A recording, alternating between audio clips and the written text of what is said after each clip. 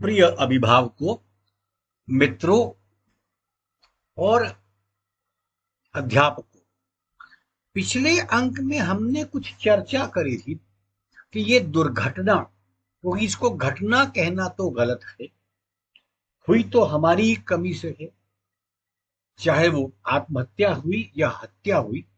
तो पिछली बार हमने आत्महत्या के कुछ पहलुओं को समझा। अब इसके जरा कोचिंग सेंटर्स या कोटा में जो हो रहा है उसको जरा जोड़कर हम समझते हैं। तो देखिए, हमारे यहाँ अब ये किसका व्यवधान कहा जाए, किसकी व्यवस्था कही जाए। आपको ये पता होगा कि हमारे पास जो बच्चा कोटा में जाता है उनमें से 90% से अधिक जेईई अथवा नीट के लिए जाता है, क्योंकि इन्हीं दो एग्जाम्स के लिए यह शहर बड़ा फेमस है।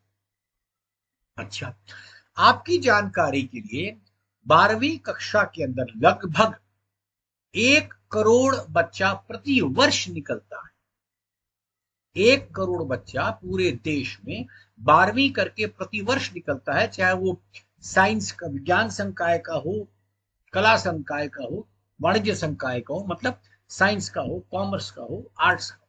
इतने बच्चे हमारे यहाँ पर निकलते हैं। इनमें से भी अगर विज्ञान साइंस की बात की जाए तो साइंस के अंदर लगभग 30%, मतलब लगभग 30 लाख बच्चा हमारे पास 12वीं को साइंस स्ट्रीम से करके निकलता है। और उसके बाद जेईई कहिए जो इंजीनियरिंग के लिए है, उसमें लगभग 12-14 लाख बच्चा बैठता है। मेडिकल के लिए लगभग 20-22 लाख बच्चे बैठने लग गए हैं। तो इतने बच्चे हमारे एग्जामिनेशन के लिए बैठते हैं, और इन सभी एग्जामिनेशन में जो लोग निकलते हैं, अब आप ये भी ध्यान समझिए कि जो इंटेलिजेंस है, जिसको बौद्धिक क्षमता कहते हैं, ये कई प्रकार की होती है। इनमें से दुर्भाग्य 2 चीजों पर आप ध्यान दीजिएगा कि हमारी परीक्षा मात्र 3 घंटे में किएगी मेहनत के ऊपर निर्भर करती है। उस दिन हो सकता है वो बच्चा बीमार रहा हो सकता है उस क्षण उसका दिमाग न चल रहा हो, उस समय वो बात कुछ भूल गया हो, किसी मानसिक दबाव में हो। पहली बात तो यह कि मात्र 3 घंटे में उसकी 2 साल की मेहनत को आप आंक लेते हैं। खैर, ये भी एक तरीका है। दूसरी बात, हमारे पास बौद्धिक क्षमता के कई प्रकार हैं। जो लोग हॉवर्ड गार्डनर की थ्योरी से वाकिफ है वो जानते हैं हमारे मल्टीपल इंटेलिजेंस होते हैं। अच्छा, हॉवर्ड गार्डनर ने तो आपको 8-9 टाइप की मल्टीपल इंटेलिजेंस बताई हैं, कुछ उसका थ्योरी को फेल भी करते हैं। पर अगर आप हमारे इसमें जाएंगे, अगर वैदिक साहित्य में जाएंगे, तो उसमें 50 प्रकार की बुद्धियों का वर्णन है। मतलब हमारी बुद्धि 50 प्रकार की है, जबकि आप जिस बुद्धि से इन परीक्षाओं को पास करते हैं उसमें कुल 2 चीजें इस्तेमाल होती हैं। एक का नाम है लॉजिकल और एक का नाम है मेमोरी। मेमोरी, लॉजिक, थोड़ा बहुत रीजन ले लीजिए, चलिए 3 तरीके ले लीजिए। इन तीनों पर आप बच्चे को आंक लेते हैं। हमारी शिक्षा व्यवस्था में इनके अतिरिक्त आकलन करने की कोई तरीका ही नहीं है, और समाज भी मानता है यही एक तरीका है। ये एक दुर्भाग्य की बात है। जिन्होंने इसको उपलब्ध किया है उनका सम्मान है, और बहुत सकारात्मक बात है कि आप 20 लाख बच्चों ने पेपर दिया, उसमें से आप 1 लाख की रैंकिंग में आ गए, उसके बाद आपकी 25-30 हजार में आप आ गए, जो भी आपकी रैंक आ गई है। अगर आप किसी अच्छे मेडिकल कॉलेज, मान लीजिए आप एम्स में जाते हैं, तो आपको मालूम है कि हिंदुस्तान के शीर्ष के 1000 बच्चा उसमें मुश्किल से जाता है। मेडिकल लाइन में आप गए हैं तो आपको मालूम होना चाहिए, आपकी कैपेबिलिटी इतनी होगी कि लगभग किसी भी हालत में आपको 50-60 हजार बच्चों के अंदर टॉप में आना है। तो आप आए हैं, वो सम्मान है। 12-15 लाख बच्चों में जो लोग जेई एडवांस देने के लिए निकाले जाते हैं वो लगभग 1.5-2 लाख बच्चे होते हैं, और उनमें से भी जो जेई मेन में जाते हैं वो लगभग 12,000 बच्चे हैं। तो 12 लाख में 12,000 आना 1% के बराबर है। खैर, उसके बाद दूसरे मेडिकल, इंजीनियरिंग कॉलेज और मेडिकल कॉलेज आ जाते हैं, फिर बीडीएस सर्विसेज आ जाती है, उसको छोड़िए। परंतु किसी भी हालत में आप इस बात को समझिए, क्या हम ये माने कि जो बच्चा उन में से नहीं आया, जो जेई या नीट में क्लैरिफाई नहीं कर पाया किसी वजह से, और हमारे यहाँ देखिए एक शब्द को इस्तेमाल करें, मेरे को जेईई क्रैक करनी है, नीट क्रैक करना है। अब ये क्रैक करने का शब्द क्या हुआ यार? क्रैक तो एक तरीके से आया कि मुझे दूसरों को पछाड़ कर आगे जाना है, क्योंकि हमेशा बचपन में तीसरी कक्षा से लेकर वो तुमसे आगे निकल गया, तुम उसके पीछे रह गए। इस पूरे में एक बात आप भूल रहे हैं, आप अपने बच्चे को इतनी मेहनत पे डाल देते हैं, इतने मानसिक दबाव में डाल देते हैं कि तुमको सबसे आगे निकलना है। अब एक क्लास में यदि 40 बच्चे हैं तो उसमें फर्स्ट तो देखिए एक ही आ सकता है, बहुत हद मारेंगे तो 2 आ जाएंगे, तो बाकी के 38 बच्चों के ऊपर इस बात का दबाव है कि मुझे उस जगह जाना है, उसके माँ बाप हो, अभिभावक हो, भाई बहन हो, स्कूल हो, समाज हो, वो सब उसी पर कहते हैं तुम्हें उन 2 कुर्सियों पर आना है, वो जो आगे फर्स्ट और सेकंड की है। और जो फर्स्ट और सेकंड आ गया है उसके ऊपर भी इस बात का दबाव है कि तुमको यहां से नीचे नहीं उतरना। आपने 40 के 40 बच्चों के मानसिक दबाव में डाल दिया। मैं इसको ये नहीं कहता हूं कि आप इसको बंद कीजिए, लेकिन इसके आकलन का तरीका अलग हो सकता है। एक बच्चा जरूरी है फर्स्ट ही आए, वही हमारी क्लास में, अच्छा उसके बाद मान लीजिए आपकी क्लास में फर्स्ट आ गया, और उसके बाद जो वो नीट या जेई में मान लीजिए देने गया, तो 30 लाख बच्चों को देने गए, उनमें से कहीं पर भी आप कोई भी परीक्षा ढूंढ लीजिए, कोई भी, आप आईएएस से, चपरासी से लेकर के नीट की, जेई की, कोई परीक्षा ढूंढ लीजिए, जो अभ्यर्थी हैं, जितने लोग उसको अप्लाई करते हैं और उनके कंपैरिजन में जितने लोग सेलेक्ट होते हैं वो कुल 5% से ऊपर नहीं है। कहीं कहीं पर तो 1% की कैपेसिटी है। जैसे अभी आपको जेई में मैंने बताया, कोटा में जो बच्चा जाता है, 12 लाख बच्चा में आपको 12,000 में आना है। अब आप लीजिए 20-22 लाख बच्चा मेडिकल दे रहा है, उसमें आपको शुरू के 20-22 दी तो 40-50 हजार में आना है, तो आपका पॉसिबिलिटी 2-2.5% की है। तो क्या हम ये माने कि बाकी के जो 95-98% बच्चे हैं वो सब निकम्मे हैं? एक तरफ तो हम ये मानते हैं कि हमारा देश एक युवा देश है, ऐसा युवा देश जिसके 95% बच्चे अपने ऊपर ये ठप्पा लगवा चुके हैं, तुमसे कुछ नहीं होने वाला। ये ठप्पा हमने दिया, समाज ने दिया। दरअसल ये शिक्षा व्यवस्था की कमी है कि हम हर बच्चे को उसके लिए उपयुक्त शिक्षा नहीं दे पाए। जितने लोग भी महाभारत की कथा को जानते हैं, जिन्होंने भी जीवन में महाभारत की कथा को जाना है, वो इतना उस घटना को याद कीजिएगा जिस समय अर्जुन के साथ सभी भाइयों कौरवों और पांडवों को गुरुवर द्रोणाचार्य एक धनुष बाण देते हैं कि तुम वहां पर निशाना लगाओ। अर्जुन के अतिरिक्त सारे बच्चे कहते हैं कि मुझे वो चिड़िया की आंख नजर आती है, पेड़ नजर आता है, वहां आसमान नजर आता है, वगैरह वगैरह। केवल अर्जुन कहता है कि मेरे को सिर्फ चिड़िया की आंख नजर आ रही है। तो सिर्फ उसी को गुरु द्रोणाचार्य अधिकार देते हैं कि अब तुम बाण चला दो, क्योंकि उन्होंने उसकी निशाने के प्रति एकाग्रता देख ली थी और फिर उसके बाद उन्होंने उसको धनुष बाण में माहिर बनाया। किस उम्र में होंगे अर्जुन उस समय? 12-14 वर्ष, 15 वर्ष। जिस उम्र में वो गुरुकुल में गए थे, हमारे यहाँ गुरुकुल जाने की परंपरा लगभग 8-9 साल की थी। आज क्या वो, मैं उस पर चर्चा नहीं कर रहा हूं।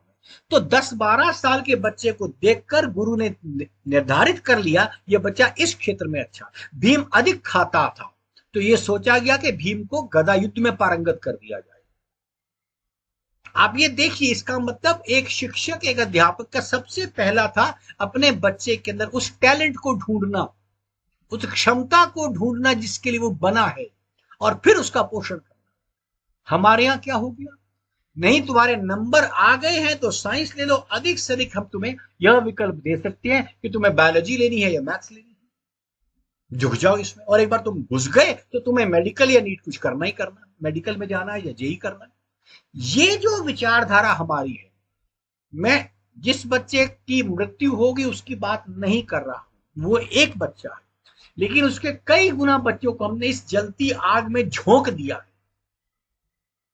और ये पूरा का पूरा काम करने वाला हमारा समाज है, हम हैं। माता पिता, अब देखिए, कहने को तो माता पिता बड़े आराम से कहते हैं, देखो जी बच्चे ने मेडिकल ले लिया, हमने तो उसको नहीं कहा था। आप कभी उस बच्चे को बचपन से लेकर बड़े होते कभी सोचिए, माता पिता से, अभिभावक से पूछिए, आपके घर में चर्चाएं क्या होती थी? आप चर्चाएं सिर्फ ये करते थे, फला बच्चा आईआईटी में चला गया, उसकी जिंदगी बन गई, फला बच्चा डॉक्टर बन गया, उसकी जिंदगी बन गई। मतलब आपने किसी बच्चे को आईआईटी में जाना सेलिब्रेट करवा दिया, तो छोटा बच्चा तो उसी को अपनी सेलिब्रेशन का अंग मानेगा कि मैं भी आईआईटी में जाऊं। उसके बाद आपने कह दिया तुझ पर दबाव नहीं है। ये कितनी हास्यास्पद बात है। 12 वर्ष के बच्चे को, 4 वर्ष के बच्चे को, 6 वर्ष के बच्चे को, हम बचपन से, जब वो 12 वर्ष तक का होता है, जब वो 10वीं में जाता है, तब तक हम उसको करोड़ों बार, हर बार ये समझा चुके होते हैं, तुम ये बनोगे तो अच्छा रहेगा, तुम्हारे लिए ये अच्छी बात है, हम तुम्हें समझाते हैं, अच्छा तुम कर लोगे, और एक दिन आप कह दो को हमने उस पर दबाव नहीं डाला विषय लेने का। कितने हमारे देश में ऐसे अभिभावक हैं, जब 11वीं में बच्चे ने एक विषय को लिया, वो नहीं हुआ तो उन्होंने कहा चलो कोई बात नहीं, 11वीं दोबारा कर लो, तुम दूसरे विषय से कर लो। कितनों ने उसको ऑफर करी। हमारे लिए क्या होता है, उस 1 साल का ड्रॉप जिंदगी और मौत का मसला बन जाता है, क्योंकि हमारा समाज उसे स्वीकृत नहीं करता।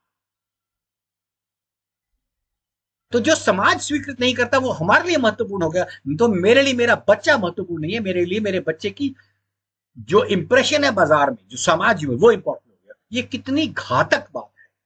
मेरे लिए सबसे महत्वपूर्ण मेरी औलाद होनी चाहिए, मेरा बच्चा होना चाहिए। अगर 1 साल लग गया जिंदगी में है क्या? अच्छा, आप जितने लोग इस समय जो बन चुके हैं, आप जिंदगी में अपने सीने पर हाथ रख के बोलिए, अगर जीवन में 1 साल आपकी फेलियर था तो उसमें क्या बुराई थी? कभी हो गया फेलियर, क्या फर्क पड़ता है?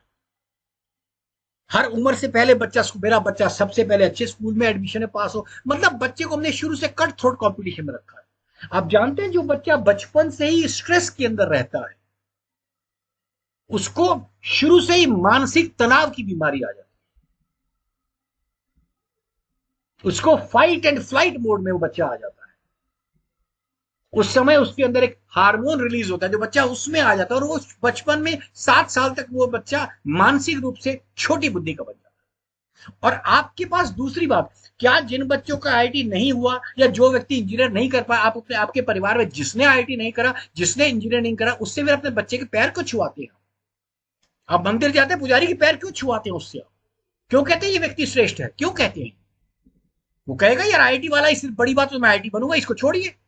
तो आप स्वयं देखिए हमारे देश में कितना विरोधाभास चलता है। कोई साधु आएगा जिसने पूरी दुनिया छोड़ दी है, विरक्ति है, और हम उसकी चर्चाएं करेंगे और साष्टांग दंडवत करेंगे, लेकिन कोने से इस बात का ध्यान रखें, नहीं मेरा बेटा तो सिर्फ धन कमाए और उसको संग्रह करे। मैं साष्टांग दंडवत करूंगा साधु को, मेरा बेटा भी साष्टांग दंडवत तो मेरे साथ करे, परंतु उसके चलाए हुए रास्ते पर वो न चले। बचपन से आप सिखाते हैं बच्चे को सच बोलो सच बोलो, फिर आप उसको क्या सिखाते हैं? फिर कहते हैं मेरा बच्चा बहुत भोला है, ये स्मार्ट होना चाहिए। दरअसल अपने दिल पर हाथ रख के पूछिए, स्मार्टनेस क्या है? जिसको आज हम स्मार्टनेस कहते हैं, वो सिर्फ इतनी है कि बेटा झूठ बोलो तो इस कलाकारी से बोलो कि तुम्हारे चेहरे पे शिकन ना आए। इसको स्मार्टनेस बोलते हैं। इसको प्रैक्टिकल का नाम दे दिया, बी प्रैक्टिकल। ये जो समाज हमने बनाया है, इसमें जो घटनाएं होती है ये होनी है, सबको समझना पड़ेगा, और शिक्षा व्यवस्था को ये समझना पड़ेगा, हर बच्चे को उसके प्रकार की शिक्षा जिसमें वो जा सके। आप कल्पना करो ना यार, 70 साल आजाद हो गए, हमारी शिक्षा व्यवस्था में क्या बदला है? आज भी जो बदल रहे एनईपी के नाम पर, वो क्या बदल रहे हैं? कभी किसी ने स्टडी करने की कोशिश करी हमारे गुरुकुल के अंदर क्या शिक्षा व्यवस्था थी? मैं नहीं कहता उस तरीके से आप धोती पहनाइए, बालों को खिंचवा दीजिए, मेरा ये कहने का मतलब नहीं। टेक्नोलॉजी उसको बेहतर कीजिए, मैं नहीं उसको बात को कहता। ये मेरे कहने का अर्थ ये नहीं है कि गुरुकुल में बच्चे घुटनों के बल बैठते थे, वो बच्चे भीख मांग कर लाए। आप अच्छे तरीके से पढ़, लेकिन वो सब्जेक्ट पढ़िए ना। कभी किताब है ब्यूटीफुल ट्री, कभी पढ़ने की सोचिए कि जिस समय अंग्रेजों ने अपनी शिक्षा पद्धति भारत में लगवाई, उससे पहले भारत में शिक्षा में क्या क्या पढ़ाया जाता था। आप शब्दों को सुनेंगे तो हिल जाएंगे। एस्ट्रोफिजिक्स जब पढ़ाया जाता था, मैथमेटिक्स पढ़ाया जाता था, यहाँ पर हायर लेवल कॉलेज कहते हैं उसको, कभी सुनिए उसको, आपको पता लगेगा। तो हमको चाहिए इस बात की मांग हम करें मिल करके आपस में, और मांग भी सरकार से कोई जरूरत नहीं। मेरी व्यक्तिगत नजर में शिक्षा सरकार का क्षेत्र है ही नहीं। दुर्भाग्य से शिक्षा पर सरकार का होना चाहिए था प्रबंधन, मैनेजमेंट, अगर कुछ हो नहीं तो मैनेजमेंट, लेकिन हो क्या गया, नियंत्रण माने कंट्रोल। ये फर्क समझिए। आपने प्रबंधन करना था, कर दिया, उसको कंट्रोल। क्या देखिए, मैंने उदाहरण दिया अभी धृतराष्ट्र का, महाभारत का। उस समय क्या था, क्या पढ़ना है ये तय करता है गुरु, और उसकी व्यवस्था करने में जो शासन है वो सहयोग देता है। हमारे यहां क्या हो गया, क्या पढ़ना है वो व्यवस्था करता है शासन, कैसे पढ़ना उसके लिए व्यवस्था करते हैं माता पिता, पैसा भरिए, फीस भरिए। ये दुर्भाग्यपूर्ण स्थिति। अगले क्षेत्र में इसके और विस्तार में आपसे बात करूंगा। आशा आपको बातें ठीक लगी होंगी, जो लगी है उसको लोगों को बताइए। और अगर आप मेरी बात से असहमत हैं तो मैं जरूर चाहूंगा कि आप इसमें टिप्पणी मुझे बताइए कि जो बातें आप मुझे आपको लगती है, मैं अपनी तरफ से अपना भी ज्ञान बढ़ाने की कोशिश करूंगा। धन्यवाद।